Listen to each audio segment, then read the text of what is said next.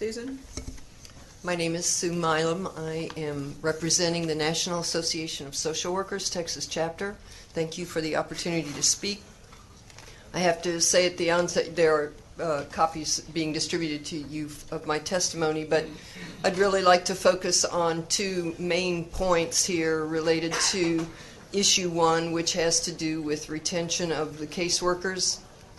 Ditto everything that Diana just said about focusing on pay and benefits. The Sunset Review really didn't highlight the problem with pay, but as Diana mentioned, a social worker, that's someone with a social work related profession, they come out of school, they take one of these jobs, and the starting pay for CPS is right at $32,000. For APS, it's even worse. It's right at about $30,000.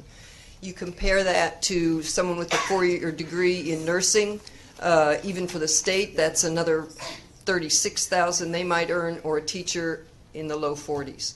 So the choices for someone that has a 4-year degree, someone who comes out of school and is ready and willing to really help the community do the right thing, take these jobs, they come out and lo and behold they get this job that suddenly they discover they can't afford to live on. You put on top of that the average Texas graduate from Texas schools now graduates with more than $20,000 in student debt. So that becomes a real issue. Again, these folks that are going through schools of social work, even education, are not looking to make big bucks, but they are looking to be able to pay for their student debt as well as their living expenses. So we put that additional stress on these caseworkers. Again, you've heard a tragic case. Most caseworkers are just doing the best they can with what they have. And I really think that if we look at increasing their pay to a reasonable amount, comparable to teachers, if you look at a loan forgiveness program that gets right at the heart of retention, give them a $5,000 payment on their loan for every year they stay.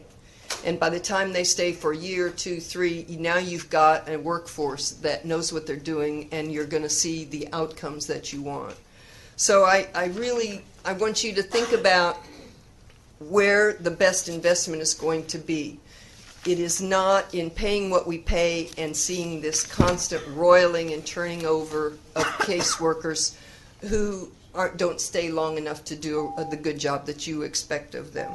So thank you for the work of the Sunset Commission. We're very hopeful that this will cause some changes to occur that really need to happen. Thank you for being here. Thank you to this panel.